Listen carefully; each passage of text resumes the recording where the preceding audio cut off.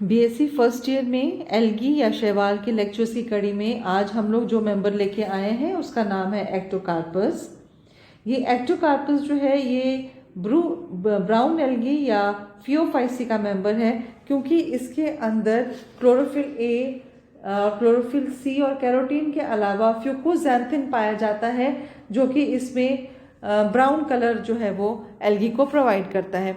तो इसकी जो सिस्टमैटिक पोजीशन है उसमें इसकी क्लास फियोफाइसी, इसका ऑर्डर एक्टोकार्पेल्स, इसकी फैमिली एक्टोकार्पेसी और इसका जीनस जो है वो एक्टोकार्पस होता है।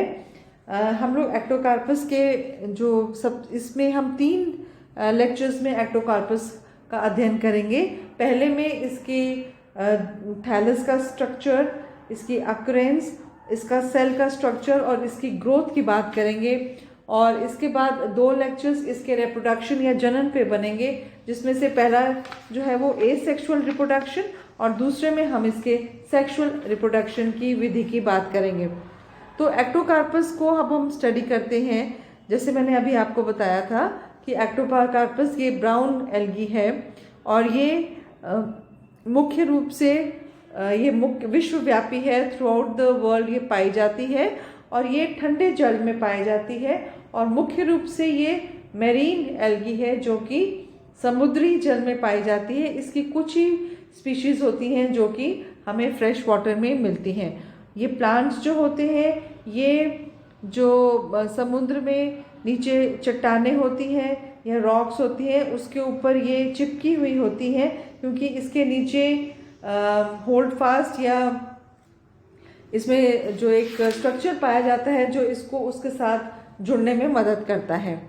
और इसकी कुछ स्पीशीज जो होती हैं वो अधिपादपीय या एपिफिटिक भी हैं, जो कि लेमिनेरिया और फ्यूकेल्स के मेंबर्स के ऊपर एपिफाइट या अधिपादप के रूप में पाई जाती हैं। अब हम लोग इसके स्ट्रक्चर की बात करते हैं, तो आप थोड़ा सा इसको ध्यान दीजिए। ये एक बहुत ही शाखित प्रकार का एल्गी होता है और इसमें 2 सिस्टम्स पाए जाते हैं। एक जो प्रोस्टेट या शयान सिस्टम है, जिसको हम लोग शयान मूलाभासी तंत्र कहते हैं या प्रोस्टेट राइजोइडल सिस्टम कहते हैं, और दूसरा इसमें सीधा या इरेक्ट या उद्रक प्रकार का स्ट्रक्चर होता है, जिसको उद्रक शाखित तंत्र कह सकते हैं। इरेक्ट सिस्टम या प्रोजेक्टिंग सिस्टम हम लोग इसको कह सकते हैं। जो इसका शयान या विसर्पी प्रकार का होता है प्रोस्टेट सिस्टम, जो कि शाखित होता है, और वो थैलस जो है वो चिपका हुआ पाया जाता है। और इसका जो प्रोस्टेट सिस्टम होता है वो नियमित रूप से शाखित होता है, और इसकी जो शाखाएं होती हैं वो इसमें जो शाखाएं होती हैं वो सेप्टा या अनुप्रस्थ पट के ठीक नीचे से निकलती हैं या विकास करती हैं, और इनके जो तंतु होते हैं ये कई सेंटीमीटर तक लंबे हो सकते हैं, पर ज़्यादातर ये मोनोसाइफिनस होते हैं। मोनोसाइफिनस या एक नलिकीय का मतलब होता है कि इनकी मोटाई केवल एक सेल की होती है, और कभी कभी इनकी जो कोशिकाएं होती हैं उसमें उद्रक विभाजन हो जाता है, जिससे कई बारी ये बहुनलिकीय या मल्टीसाइफिनस भी बन सकती हैं।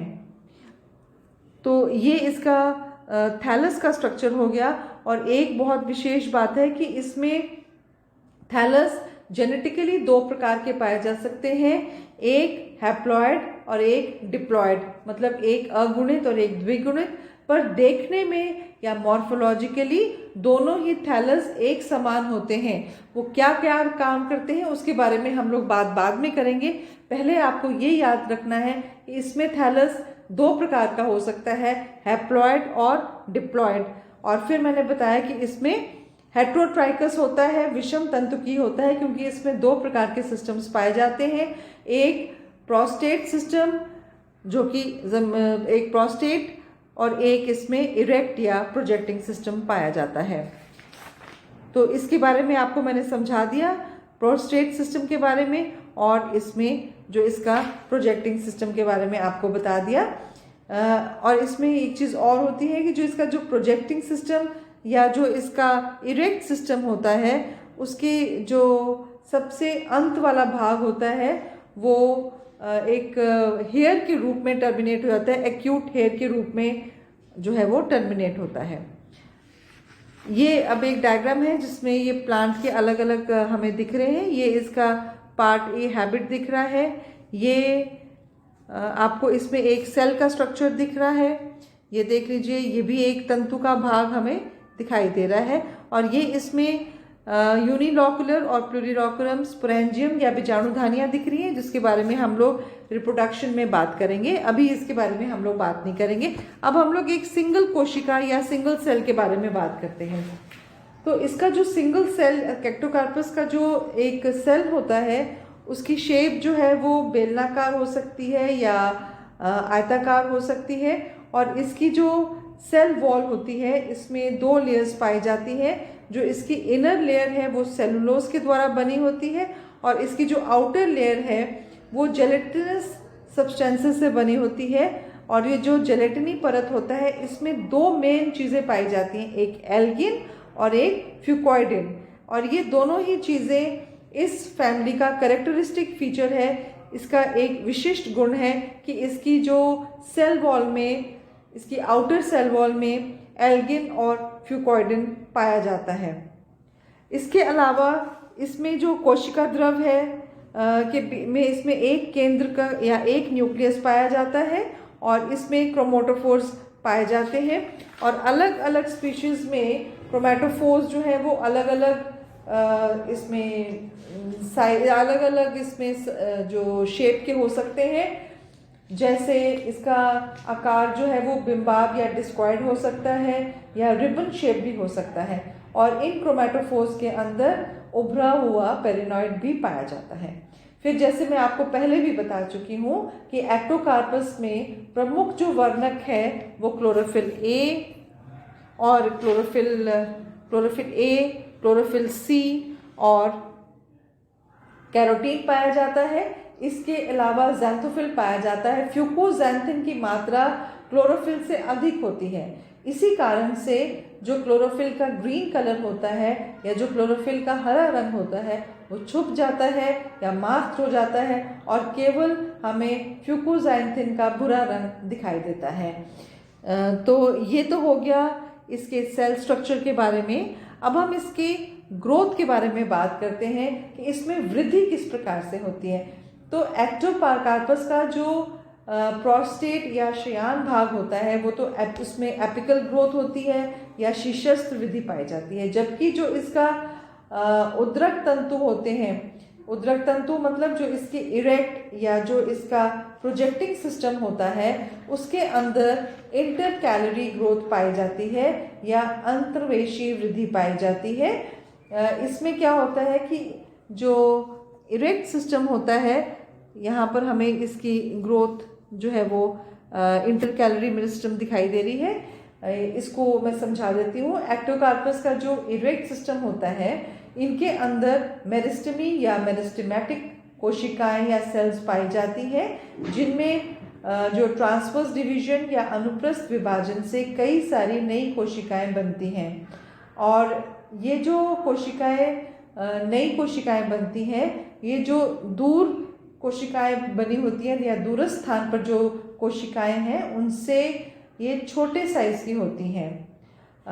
तो इस प्रकार से इंटर कैलोरी मेरिस्टेमेटम में डिवीजन की वजह से इनके तंतुओं में ग्रोथ जो है वो हमें देखने को मिलती है। तो आज के इस लेक्चर में हमने इतना ही समझाना था आपको। इसमें हमने एक्टोकार्पस की सिस्टमैटिक पोजीशन देखी। ये ब्राउन एल्गी का मेंबर है, इसकी क्लास फियोफाइसी, इसकी ऑर्डर एक्टोकार्पेल्स, इसकी फैमिली एक्टोकार्पस और जीनस का नाम एक्टोकार्पस है।